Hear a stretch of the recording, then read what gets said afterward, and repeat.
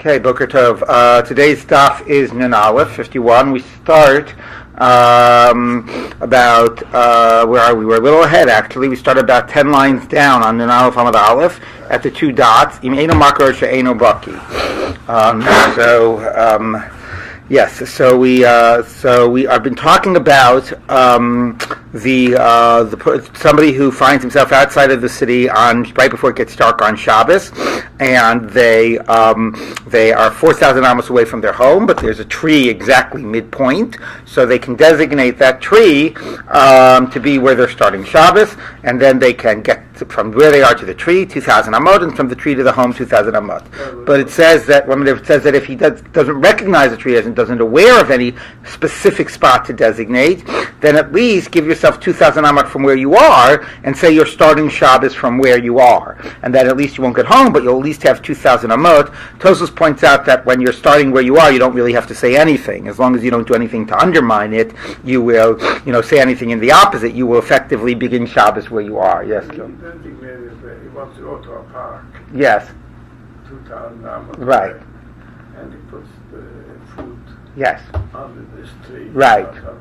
And if he wants to go see a next friend to sit down Right. with somebody else, he wants to go away 500 feet. Right, you can. What? You can go 2,000 amot from wherever you put down the food or from wherever you designate it. When you put down the food, you can go 2,000 amot in a circle, right. Exactly. Now, actually, that question about the circle and how you measure it is exactly what the Gemara is now going to turn to, because now that we've dealt with the issues about the tree, which was all of the last 2 days, the end of the Mishnah discusses how you measure the 2,000 amot, in a circle, in a square, or what. Okay, so now the Gemara actually gets to the core of the issue of where we know this whole idea of 2,000 amot to begin with and how you measure it. So let's take a look. Hani apayim amah, so if everybody sees again, it's like 1, 2, 3, 4, 5, 6, 7, 8, 9, 10. About 15 lines down. Im eno maki osheno baki. Hani alpayim amma, says the Gemara, these 2,000 amot, heichen ksivan, where are they written? Again, assuming that it's based on a pasuk, because this whole idea of erev tchunim, where do we get it from anyway? And where do we get the particulars from? Where do we get the whole idea from? So the answer where we get it from is where Moshe says by the man, shvu ish tachtav, everybody sit in your place, al yetze ish bimkomo, b'yom hashvi. People should not leave right where their place on the seventh day. So as people I think are aware, the Sadducees, whatever, didn't leave at all, didn't go out at all. Or was it just the Sadducees or was it the Karaites? It was the Karaites. Okay. I don't remember, right. So anyway, so for Chazal, they interpreted it in a more limited way. First of all, there's a question if it's biblical or not. Maybe it just means don't go checking for the mun. It doesn't have to literally mean you can't go out. And even if it is biblical, the Rambam understands it's only biblical at 12 times the limit that Chazal put it to, at 24,000 amot, at 12 meal, not at 1 meal. But anyway, that's the pasuk, whether it's biblical or an asmachta, that they're basing themselves on. So it says, Hani apayim ma heichen ksivan, where do you get this from? The time, shvu ish tachtav, every person sit in your place. Eilu arba amot, these are the 4 amot. We learned before, tachtav, your space is defined by 4 amot. So when you're outside of the tchum, you only have 4 amot. You're extremely limited. Al yetze ish mim komo, do not leave your makom, not tachtav is like directly underneath you. Sit where you are. Makom is bigger. Makom, your space is bigger than like just where you're standing. So what's your makom? Elu alpayim amot. That's 2,000 amot. All right, very nice. But where do you get 2,000 amot from that pasuk? Minolan. Where does that come from? Amar Rav Chisda, Lamadnu makom mi makom umakom minisa v'nisa minisa v'nisa migvul v'gvul migvul v'gvul michutz v'chutz michutz. Okay, so it's like a daisy chain of linked psukim. Okay, you link pasuk A to pasuk B and B to C and C to D and D to E and D to F, and in F it says 2,000 amot, and in A it said al yetze ish mim komo. So through the daisy chain, you're ultimately able to get to pasuk F where it says 2,000 amot. How does the daisy chain work? In every link of that chain, you have a linking word. Okay, so the link between A and B, here it says al yetze ish mim komo. So the link between A and B is another type place where it says makom. Okay, now in that place B where it says makom, it also says nisa, and nisa links to C where it says nisa, right? And then nisa links to D where it says nisa and gvul links to E where it says, thank you, gvul and chutz. So you get the idea. Every one of those links of the chain has one word connecting it to the prior and one word connecting it to the next.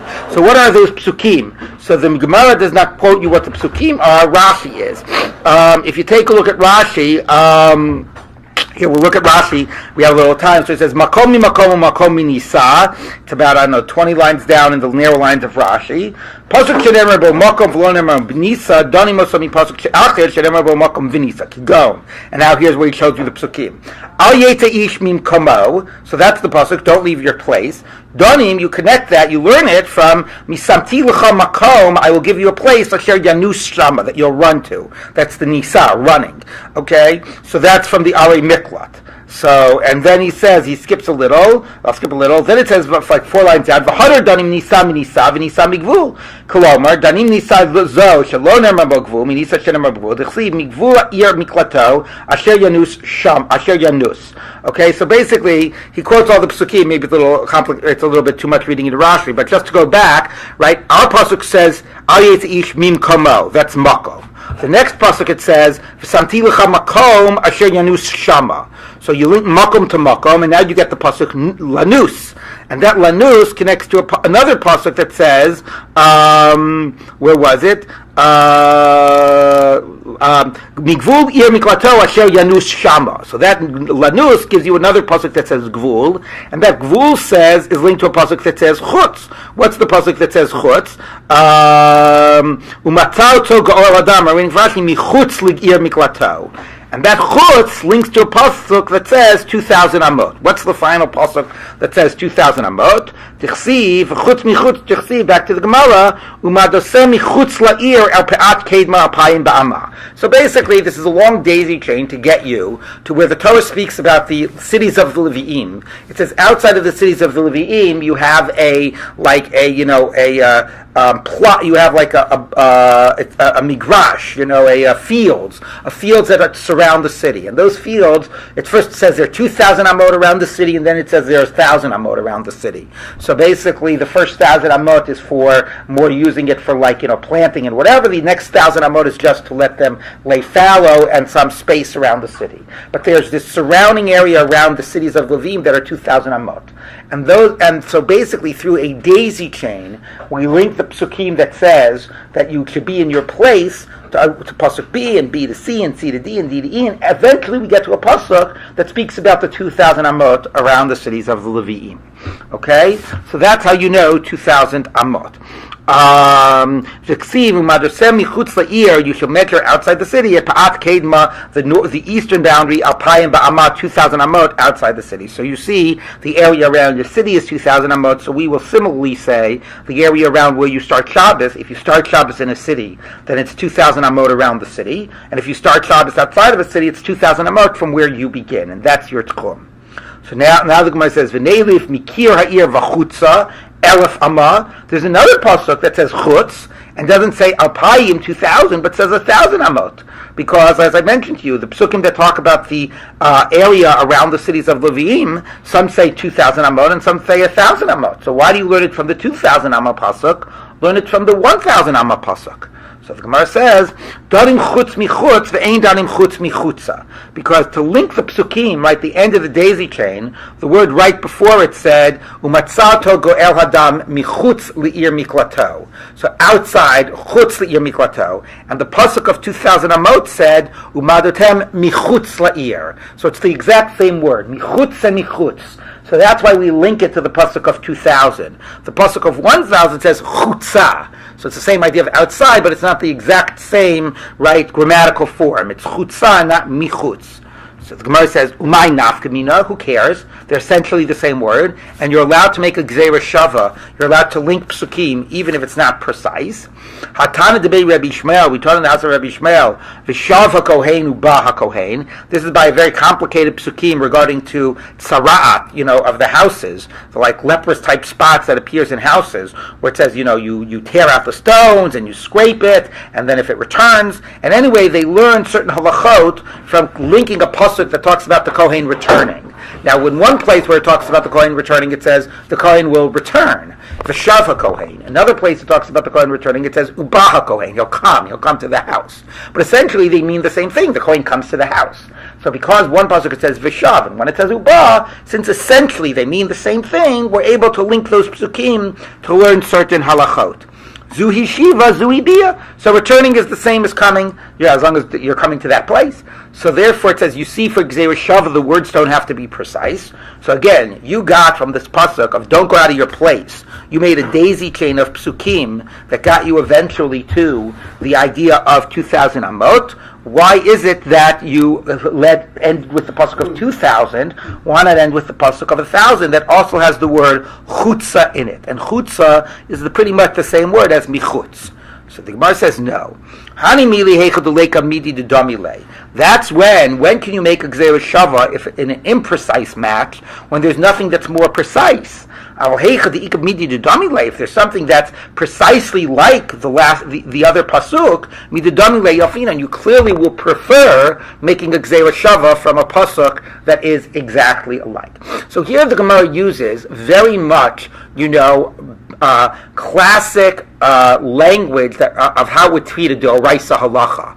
Where do you learn it out from? Gzeira Shava, and a Gzeira Shava, why do you learn it this way, learn it that way, etc., and makes it sound like it's a D'oraisa. Although, as we know, the dominant position is that this is all rabbinic, as I mentioned, and even if it's a D'oraisa, Rambam says it's only 12 meal, not 1 meal. Now, you do have similar things elsewhere where the Gemara uses this language for something that's only an asmachta. Particularly what comes to mind, because it's another one of these like daisy chain things, is the Gemara in the beginning of Psachim. The Gemara says, how do you know that you do b'dikas chametz with a candle or a ner, and makes a whole type of a list of Gzeira Shava along this way. You link this to this, and this to this, and this to this, and this to this, and you say that the best way to check is with candlelight. Okay, now clearly the whole thing is rabbinic. The whole idea of b'dikas chametz and using a candle and so on, but still it uses this type of language even when it's doing the asmachta.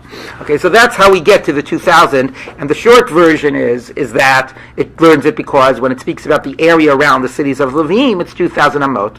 So if we're going to speak about a space that you have to travel, within the sort of environs of the city or your environs, we'll learn it out from the cities of Levim, which is 2,000 amot. Okay, and now the Gemara turns to the interesting question of, do you measure them as a circle or as a square? So the Mishnah, to remind you, had the position that you measure it as a circle. It's a 2,000 amot radius with you in the center. And then it said and then that was one opinion. And the other opinion said, here, let's just find it.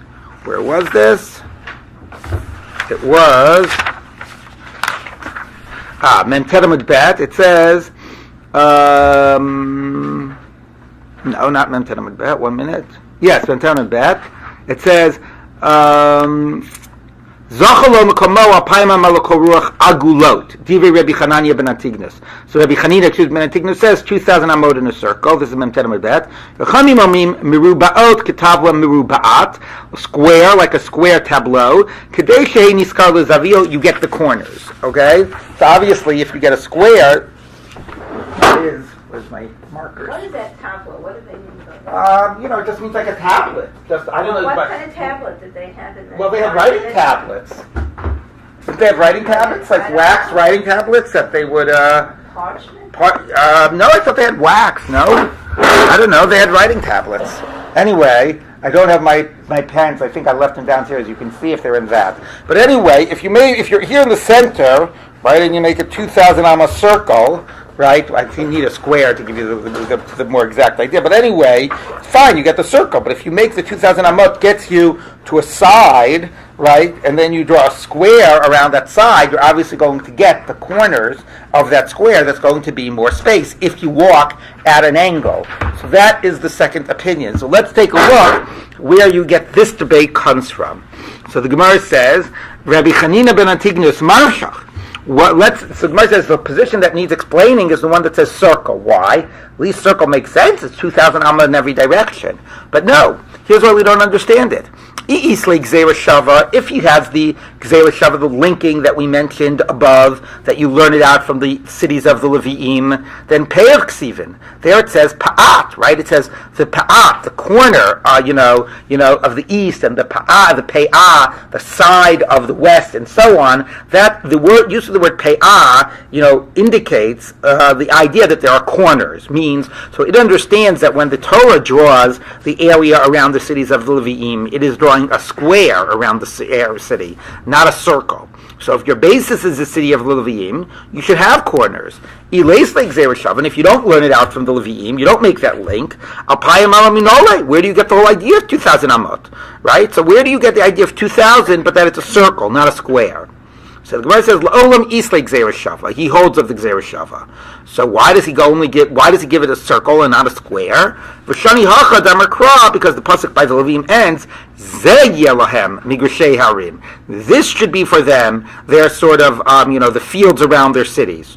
For them, for the Levi'im get their corners. Meaning, yes, you learn it from the Levi'im, but there's something that is only zeh, that's only for them, that doesn't apply elsewhere. And what is this? The idea of including the corners. Which shows say Shabbat, but you don't give the corners to people that, for Shabbos purposes, there you go circles, not squares. Okay, so he learns lazeh is a limiting word. Rabbanan. So what would the rabbi say back? So, Tani Rabbi Chananya, so Rabbi Chananya, not to be confused with Rabbi Chanina, Rabbi Chananya had a brisa that explains how the rabbis would respond to the pasuk. Rabbanan, Tani brisa, Rabbi Chananya Omer, Rabbi Chananya says, Kazeyu kol shovsei Shabbos, not Lazeh, not this an exclusion of Shoshei Shabbos, but it says Ze Yelahem, this, just like this should be everything else. So there's a question about what do you do with the pasuk. Again, quite fascinating that we're learning it from a pasuk, and it seems to treat it as it treats normal, deoraitas about how do you learn it this way, learn it that way. But again, understanding that probably this is all an asmachta. But anyway, we learn from the Levim 2,000 amot, but it says Ze this. So Rabbi Chanina says Ze means only this is treated as a square, other things as a circle, and the Rabbanan say everything you treat as a square of 2,000 amot, just like the Levi'im, even by Shabbos. Now, this is fine. That's one question about Tchumim. But now we're going to turn it to something that is a real deoraisa. Before we get to that, I should just still make a point, which is, what do we think that means that you do a square? How do you draw the square? I really needed this is the day where I needed my markers. But anyway, here, what? All right, I'll just use this. This is your square, right? So if your city is a circle like this, or whatever your city is, let's just say you're an individual, you're starting here. You draw the square like this, and then you can go this way, you get these angles that are longer, or do you just draw the square like this, and you can get this way that's longer, right? Which direction do you draw the square in? So we're going to see later that when it comes, and this becomes even more important when it comes to demarcating the boundaries of a city. And really important if you're like in Manhattan, right? Because let's say you're like, this is like Manhattan, right? This sort of is like what Manhattan looks like this, right? Now you have to square off a city. So if you square it off, meaning if you just sort of do like this, let's say, make a square sort of like this, that's one thing. But what we're going to find out is that when you square off a city, you square it off based on the corners of the points of the compass. So you take the northernmost point, right? The easternmost, the southernmost, the westernmost, and you're going to draw a square like this. You see what I mean? You draw a square like that. Not just you make a simple smooth out the edges. You actually draw a square so the sides are to the compass side. So if you're doing a city like Manhattan, you're going to get a whole huge corner here, right? Almost double the size of it because of the way you're drawing the square. So the assumption here is the same, that wherever you start Shabbos, you draw the square to the corners of to the points of the compass. And therefore, if you go due north or due south, you only have 2,000 amot, or east or west. If you go to 45 angle northeast or southeast, then you have 2,000 times the square root of 2, which is 2,800 or so. Okay? So that is, is that right? Yeah. Yes. Okay, so that is that you draw a square, and the assumption here being, although I'll discuss alternatives in a minute, that you draw the square according to the points of the compass. And as I said, we'll see the same about when you square off a city. Going to the tree, because it seems to me like if your house is more than 2,000 amot away from where you are, and you pick a tree, Right. depending on how the compass orientation is, Right. you should be able to go like 2,200. Exactly. So all the cases before then about saying that you can get to the tree if it's 2,000 amot assumes that the tree is like due east or due north. But if the tree is at an angle, then you get more. Exactly. At least according to the Rabbanan that say you draw a square. So it says, okay. So now that's just about this thing which is rabbinic. Most probably. But now we're going to get a shocking statement. I'm Rabbi Acha Bar Yaakov. Hama'avir arba amos b'Rishus Harabim. If somebody carries 4 amot in Rishus Harabim, Eino chayev ad shemavir hein v'alachsonan. You're not chayev until you do not only 4 amot, but you do 4 amot at the hypotenuse of a 4x4, square, until you do 5.6 amot. So we've been learning since Masechet Shabbos. We've now learned about 200 dapim of Gemara, where it's always been arba amos b'Rishus Harabim, and we get to this point that says, you know what? It's not arba amos. It's the hypotenuse. It's 5.6. It's 4 times the square root of 2. So now, where do we get that from? Amar Papa Badiklan Rava. So Rava asked us. So that was one issue about carrying. Now we're going to do another issue. When you have a pole in Rishus Harabim that is 10 tall and 4 wide, 10 tefachim tall and 4 by 4 wide. So when we say that that's a Rishus HaYachid, tzarich hein v'alachsonon olo, do you need for the 4? Do you need it to be the angle, or do you just need it to be a straight 4? Do you need it to be 4 times the square root of 2? So what? Well, let's take a look what his answer is. Okay, he says, we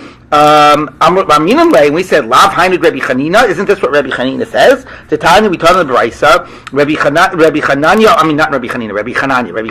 Omer, Kazeyu Kol Shavsei Shabbos. We learned from the idea of the square of the city of Levim that it applies by Shabbos as well. So now, what does that mean? So that means that what? That a Rishus HaYachid by Shabbos, which we always said was 4, is also not 4, it's 5.6. Like this is upturning our world. But we always said carrying for Shabbos is 4 amot. Now we're saying it's 5.6. You said Rishus HaYachid is 4, now we're saying it's 5.6. So what does it mean? Make sense. Why does it not make sense? Also, by the way, it shows, I should just say, before we get to explaining the different ways and what this might mean, it shows that the Gemara is treating seriously the idea that we really learned this from the Psukim. Whatever you say by Tchumim being D'Rabbanan, here we're really learning real D'Oraisa halachos from the Psukim. So I'm going to give you a couple of variations, but first I want to hear from Dov why it doesn't make sense. The only way this question could make sense is you're talking about this kind of thing, right? Where this is 4 and 4, and he's asking that the corners have to be filled in. Uh-huh. If you're asking, does 4 by 4 really mean 5.6 by 5.6? That doesn't make sense, because if you have 4 by 4, yes, you have 4 by 4. Okay, so I will tell you, so I'm going to tell you the different variations of what this might mean. Okay, so first I'll tell you in terms of the carrying, and maybe I'll just use this as a visual aid. First I'll tell you in terms of the carrying, and then I'll tell you in terms of the Rishus HaYachid. So in terms of the carrying, okay, there's 2 positions about what this means. Rashi said, or whatever, the second position in Tosfos, Rashi's a little vague. Anyway, Rabbeinu Tam says, to at least tame this idea a little bit, that, no, it depends again which direction you're carrying in. If you carry an object, it's still a little wild, but if you carry an object due east or due north or due south, it's 4 amot. But if you carry an object northeast at a 45-degree angle, you have to carry it 5.6 amot. Which, that at least to some degree makes sense. If what we're saying is, the way we conceptualize the space of something, whether it's your space and the space is 2,000 amot, whether it's the object's zone, the object's space, and that's 4 amot in each direction, right? Or if you're caught outside of the tchum and you have 4 amot in each direction, the way we conceptualize it is, you're in a square defined by the compass points. And if you think that carrying is not just the act of moving it a particular distance, but the idea of carrying is taking it out of its location.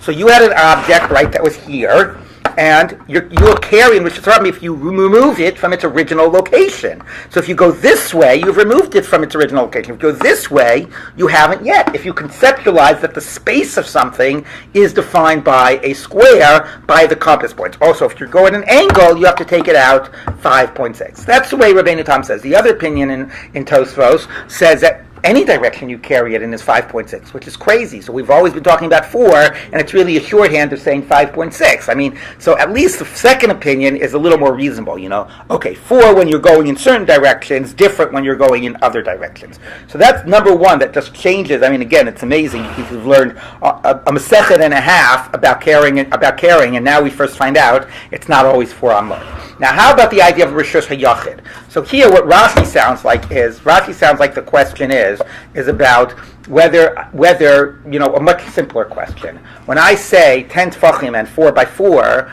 does it have to be a circle? Can it be a circle 4 by 4? Does it have to be a square 4 by 4?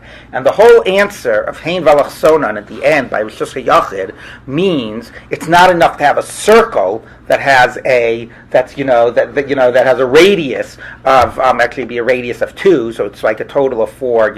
At the diameter would be 4, but it actually needs to be a square amud or an amud that you could square off. 4 by 4, which according to that's fine. That's what we've always assumed. Whenever you say something is a certain dimension in halacha, you almost always mean a square. Like if a tefach by a tefach carries tuma, or is a window between two spaces for the transfer of tuma, right? We mean that it's not a tefach circle, but we mean it's a tefach square. Like if the size of a sukkah has to be 4 amot by 4 amot, or 7 tefachim by 7 tefachim, we mean a square that size, not a circle that size, which is in addition to the corners. So according to Rashi, the end of the Gemara is just saying that it just needs, when we measure, 4 by 4, 4 by 4 by Rishus HaYachid, we're measuring a square, not a circle. Tosfos has two other explanations. The explanation that he said, the more radical one, that says every number we've ever said really means times the square root of 2, so that therefore a Rishus HaYachid is not 4 by 4, it's 5.6 by 5.6. Again, that's pretty radical. And the other explanation of Rabbeinu Tam, which is consistent, which says it depends how your Rishus HaYachid is situated. If your Rishus HaYachid is situated, based on the compass points, then it's 4 by 4. If your Rishus HaYachid was situated like this, right, even if it was 4 by 4, you would not be chayav because it needs to be, right, is this making sense here? Let's do it like this, right? If this is your Rishus HaYachid, if it's situated like this, it's 4 by 4. You measure it by the compass points. But if it's situated like this, even if it's the same 4 by 4 square, you would not be chayav because you need, I guess what it's saying is that you need the northeast angle to be 4 times the square root of 2. Basically, you need it to be a 4 by 4 that fits to the compass points. Okay, so that's the way Rabbeinu Tam reads it. So it is actually quite fascinating. This little Gemara that seemed to just be an asmachta about chumim comes to radically potentially change our idea of how much you have to carry and what defines a Rishus HaYachid. So just to review the opinions, when it comes to carrying, one opinion is you always need to carry 5.6. The other opinion, which is Rabbeinu Tam's, which makes a lot more sense, is that you have to carry it outside of its space, and its space is defined as a 4 by 4 amma square based on the compass point. So based on which direction you carry it, we would determine if you carried it out of its space. In some directions, only 4 amot. In other directions, you'd have to carry it longer. And in terms of what makes a Rishus HaYachid, so according to Rashi, the Gemara really didn't say anything new. The Gemara just said that it has to be a square 4 by 4, not a circular. According to one opinion, even a Rishus HaYachid needs 5.5 needs to be 5.6, and according to Rabbeinu Tam, it has to be 4 by 4 along the compass points. So based on how it's situated, you would have to be able to square off 4 by 4 by the compass points, even if you had a 4 by 4 square. Yes. This 4 by 4 is with you in the middle of the square with two in each direction, or is 4 in each direction? So by the cases of that's a good question. So by the cases of Rishus HaYachid, it's 4 in each direction, not with you in the middle. By the cases of carrying, it's 4 in each direction, because if you carry it in one direction, 4 amot. By the case of the tchum, it's 2,000 in each direction, but if you're outside the tchum, we saw that was debated before. Some say 2 in each direction, and some say 4. But in terms of the carrying issues, carrying is 4 in any particular direction, or here we find 4 in the compass points, more in other points. But the Rishus is 4 on each side. So you can carry something 3.5 amot in this direction, come back to your starting point, You go 3.5 on the other. Yeah, that we always knew. But the chiddush is you can carry something, 5.5 at an angle, and you haven't transgressed Shabbos. But if you carried it due north, you would only be able to carry. Once you did 4, you would have transgressed. Right. So it's quite shocking. Yes. That also quotes another opinion, Yes. which is more appealing because it doesn't have. It's just radical. It doesn't, fix you into the north-south thing. What Yes. it says is, if you have, you could be like this, you could be like this, you could be like this. He defines a circle based on all the possible endpoints of the square. Right. So you square it off wherever it is. Yeah, but you circle around all the possible squares. So you have a circle whose diameter is 5.6. Right. That's the position I was saying. You always need 5.6. Yeah, but he's saying it's not. You can also go in whichever direction. You can go 5.6. Yeah, not just. I understand. That's the first. That's the other position in Tosos. I said one position in Tosos says that 4 never means 4. 4 means the hypotenuse of 4, and that all these halachas of carrying 4 amot is really carrying 5.6 amot, and that a space of 4 by 4 for Rosh Yachid is really a space of 5.6 by 5.6. Right. So that's the other position in Tosos, which is you're right. I mean, it simplifies things, but it more radically changes all of our assumptions. Okay, so quite a shocking Gemara for that. And as I said, by the way, I know most of us are planning on carrying on Shabbos and Rosh Hashanah, so 4 versus 5.6 doesn't make such a difference, but this will make a huge difference when it comes to figuring out the tchum of a city. Because you want to figure out the tchum of New York, right, you actually get a much larger space than you would have imagined. It actually overlaps with New Jersey. Because if you looked at a map and drew a square around New York based on the compass points, you would get a good section of New Jersey. Okay, so it really does matter, this idea of drawing a square and drawing it by the compass points. All right, so now the Gemara continues. So the Mishnah says, so this idea, you're caught outside the city or whatever, or you say, I'll start Shabbos here, this is where they said an ani can make an Eruv with his own feet, you don't have to use a loaf of bread. Amar Rabbi Meir said, Anu ein lanu ela ani. It only applies to an ani, and Rabbi Yehuda says it applies to an ani or an ashir. The loaf of bread was just to be easy on you. So here Rabbi Meir limits the idea of doing it in person with the ani. So the Gemara says like this. Amar Rav Nachman, said Rav Nachman, Machlokes bim komi. The debate of Rabbi Meir and Rabbi Yehuda, whether it applies to an ashir, somebody who has bread, or just an ani, is the last case in the Mishnah, where you say, I want my Eruv to start where I'm standing.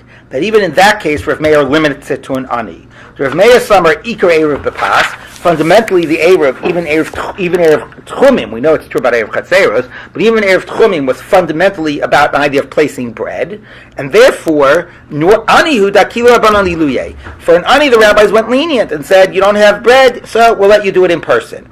Aval Ashir, if you had bread available to you, Ashir here does not mean, we look at your net income. Ashir just means you had bread available. Everybody who's stuck on the way has nothing on them is considered an ani. Okay, for this purposes. But an ashir, they wouldn't allow him, even if he wanted to go there personally. Rabbi Yehuda Savar, Iker Erev Beregal. No, fundamentally Erev is where your feet are, where you start Shabbos, physically. Echad ani v'echad ashir, and whether an ani or an ashir, anybody can say they start Shabbos where they're standing. Aval, so that's what they debate, if you want to start Shabbos where you're standing.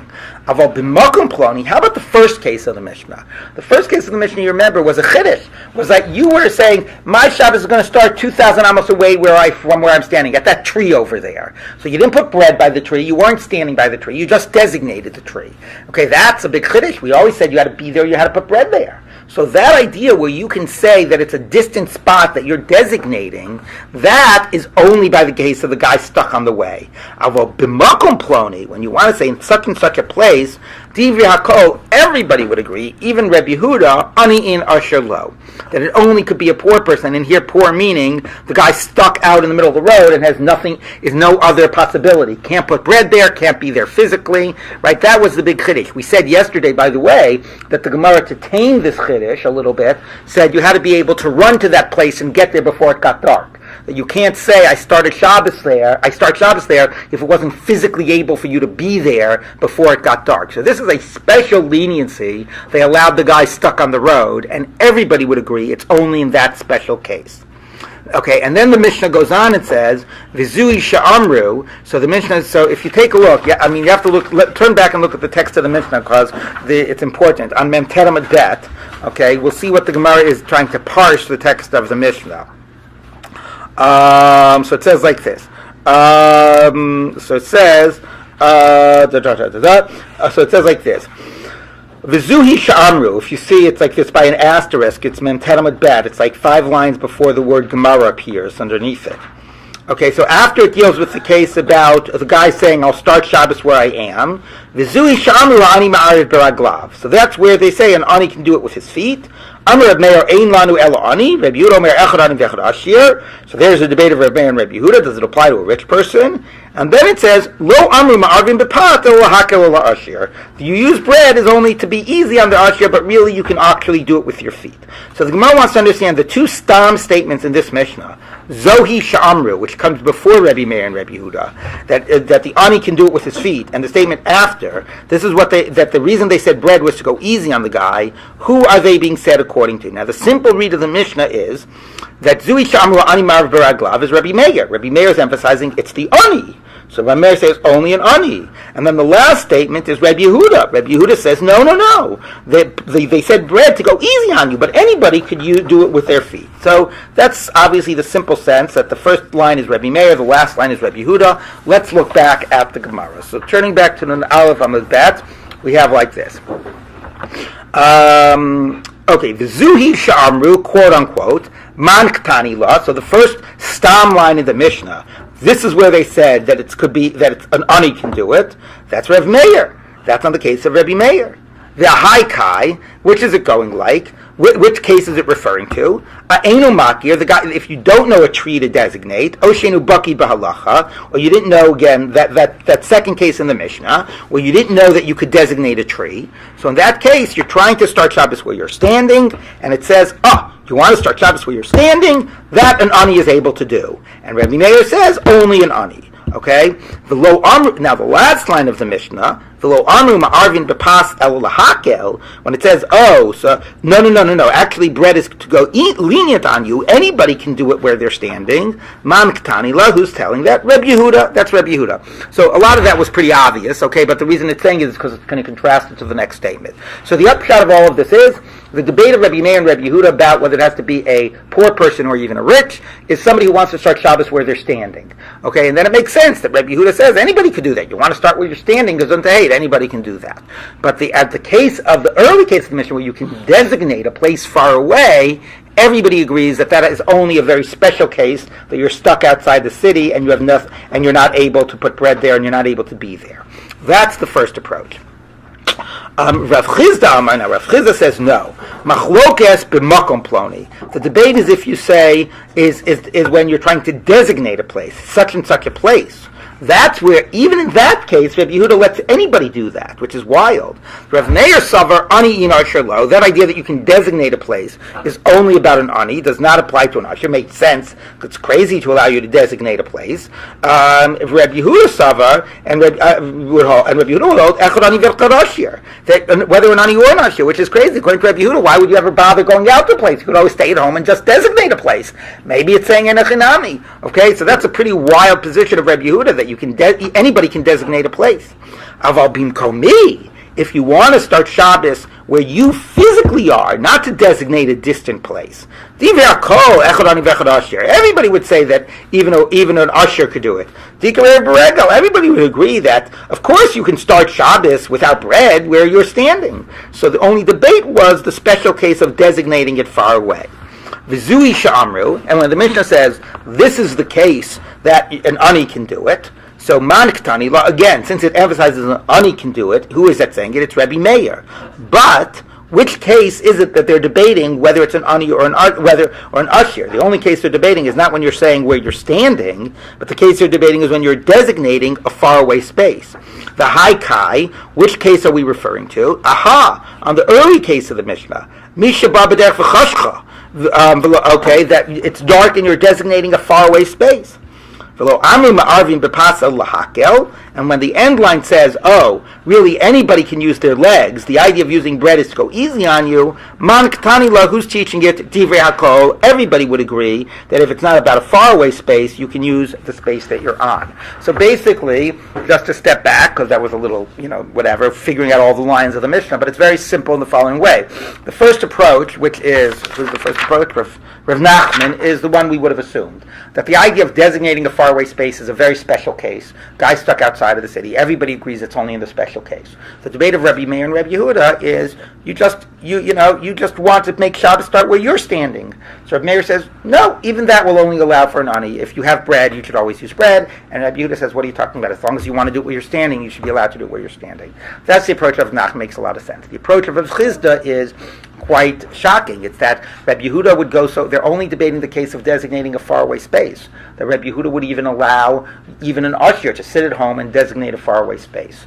Okay? And the end of the Mishnah that says that you don't need bread if you don't want to use bread, everybody would agree to that if you want to designate the space you're standing on. Okay? And the whole debate is when you're designating a faraway space. So, yes? How does this tie into or not with that little part we had about having to reach the spot and designating a distant spot, but then they had that little think about only if you can run to it and get to it. Yeah. Right, so that's what I was saying before, which is that idea that you can designate a distant spot is a huge chiddush. Then why do you ever need to do anything for Erev Tchum? Just designate a spot. So the first thing the Gemara said yesterday was that only works if in theory you can get to it, if you can run and get there before it gets dark. Here, what the Gemara is saying is that it only works in that special case that you're stuck outside the city. If you have the ability to put bread there, or you were able to have planned it so you could actually have been there yourself or whatever, we wouldn't allow it. We only allow it in the case where you're stuck. Right, now that makes sense. That's what the Gemara means when it says that's only an ani. An ani means in this particular case that you have no other options. But the shocker is that according to Rav Chizda, Rabbi Yehuda would allow it in every case, which is wild. Okay, don't worry, the Gemara is going to side with Rav Nachman. Okay, so Tani Kavasi to Rav Nachman, we taught like Rav Nachman. Echad ani v'echad ashir ma'arvin bepas. Whether or not you're not sure, you can use bread. V'lo yetzei asher chutz l'tchum v'yomar shvisasi b'mikomi. And an usher should not go out of his house and go, sit wherever he wants, outside the tchum or to the edge of the tchum, and say, here's where I'm starting my Shabbos.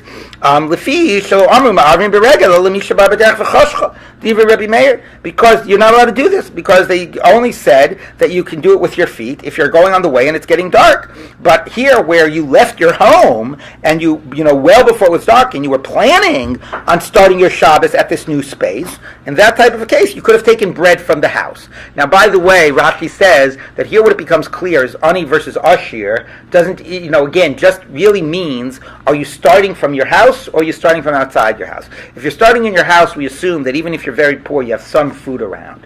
Okay, so everybody is effectively an ashir. If you started at home and we're planning, how am I going to set my Erev out there? So according to Rabbi Meir, any case like that where you start at home, you have to use bread. The only case they allow you to use your feet is you were stuck outside of your home. Okay, but notice, by the way, what you're trying to do is start Shabbos where you physically are. Not at some distant place. You're actually going to the place and trying to start Shabbos where you are. And even in that case, where you're trying to start where you are, Rabbi Meir says, if you started from your house, you need to bring some food with you. And you can only start where you are when you actually are outside of your house and are stuck. Okay, so that clearly is like Rav Nachman said, that the whole debate is when you're trying to do it where you physically are, not when you're designating a different space. What if you're not in your home, but you're within 2,000 amos from your home? So you want to still start Shabbos? You have to have a loaf of bread in your home and make an Eruv? No, if you were coming from away from your home. No, you're at home. You're at home. And you go out to Daven Mincha. Right, right. So that's an interesting question. Let's say you stopped off there after having made a trip to the store, right? You were doing some shopping before Shabbos, and then you went, right? What is defined as sort of being baderech. Yeah. So we'll see a little bit about that in a minute. It's not so clear, but we'll see a little bit about that in a minute. Okay, so that's what Rabbi Meir says. Rabbi Yehuda says, no, either an ani or an asher can do it where they're standing. The yetze asher chutz l'tchum, and an usher can go, anybody can leave their house and go to, it's funny it says chutz l'tchum, but it means, Rashi to say, the edge of the tchum. The Yomer, Keish Visosim Bim Komi, this is where I want to start Shabbos, Vizuhi Ikaro Shel Eruv, and that's the fundamental Eruv, is without the bread, is where you actually physically are. V'itiru Balabai Chachamim, and the Chachamim were lenient, and they allowed the Balabai Shalech Eruva Biad Avdo Biad Beno Biad Shlucho. They were lenient. Fundamentally, Shabbos should be where you physically are. But they were lenient and allowed you to send your servant, your son, your messenger, Bishvil Kelalav, to make it easy to you. So anyway, before we go any further, again, the key here is you're debating the case about a place you are physically present. That Rabbi Meir says, even if you're physically there, we will not let you make that Eruv without bread. The only time we'll let you do that is if you were stuck outside of the house. But if you were started from the house, we will not allow it. And Rabbi Yehuda says, what are you talking about? Where you physically are is the basic idea of where you start Shabbos. Using bread is just a leniency. So this proves, like Rav Nachman, that the debate is the case of starting Shabbos where you're physically present. If you want to designate a faraway space, that everybody would agree is only in the special case of being caught outside the house. Now the Braita continues. Amar Reb Yehuda, Maseh b'antli beis Mamal b'antli beis Goryon. There was a case with the people of Mamal and the people of Goryon, Aroma, and they were certain two households that lived in the city called Aroma, this village. They would hand out dried figs and raisins, because I guess this is stuff that you could store for a long period of time, and they would hand it out to the poor during the period of famine. So they were very wealthy, their houses were open to the poor. And the people of these two villages would come, and they would want to come on Shabbos to get this food. So how would they come? They were presumably 4,000 amos away, according to the story. So how would they come to this city on Shabbos? So they would come, they would wait by the edge of the tchum until it got dark, and then their Shabbos would be 2,000 amot out of their village.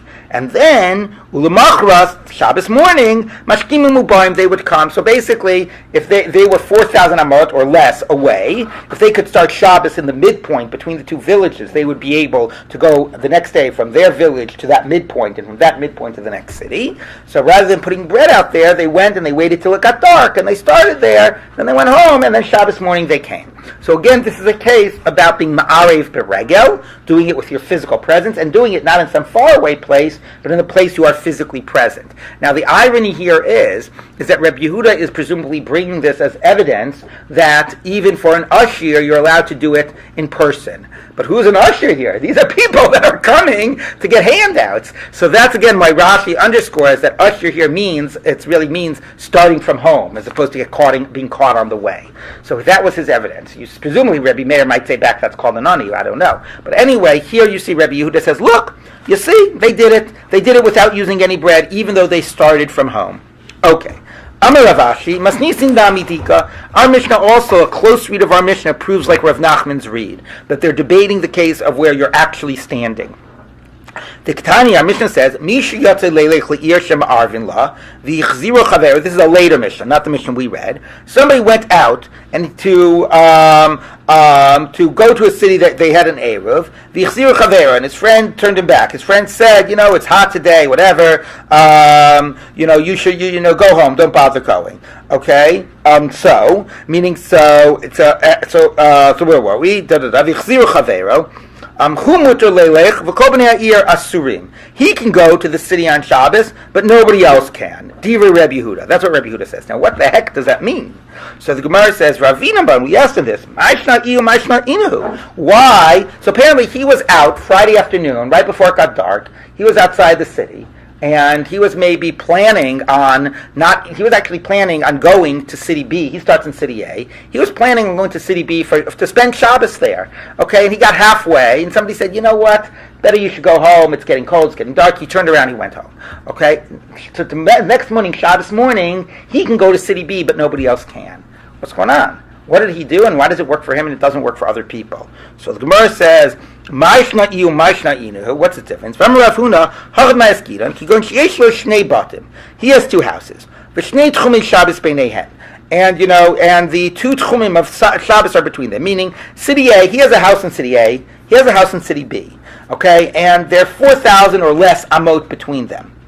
Ihu, he, Kivan de Nafkale Orcha, when he left Friday afternoon, he was planning on spending Shabbos in city B. So Havile Ani. So he was now effectively, he wasn't going out to place an Eruv, he was going because he was planning on going to city B. So he's a guy that's no longer considered at home. He's a guy that's in the middle of a trip. He's in the middle of a trip. And therefore, so here he was, right, here's his two homes, okay, yeah, right, and here he is, he's walking, he's planning on spending Shabbos in city B, he gets to midpoint, and somebody says, you know what, it's too cold, go home now. So he says, all right, whatever. He turns around and he goes back to city A. But when he's out on his trip, he's not going out to place an Eruv. He's going out to go to B. So he's a guy that's considered to be homeless for the time being, right? He's not starting from home. He's out on a trip. So therefore, since he was physically present here when it got dark, that worked for him as an Eruv.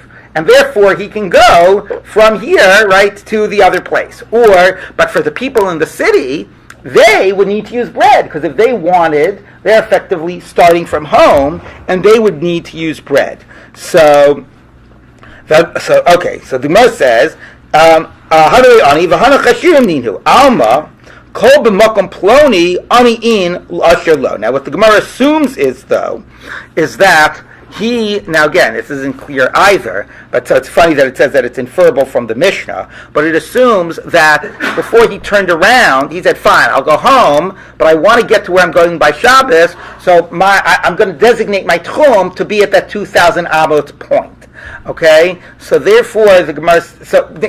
Let me take a step back. Here's the issue. Okay, so we have this weird Mishnah that says it works for him and not for others. The way we've explained the difference of the Mishnah, why can it work for him and not for others, is he's considered to be a guy outside the home, and therefore he has more leniencies than the people of a city that are people in their homes. But 1 minute, this whole Mishnah it says Divrei Reb Yehuda.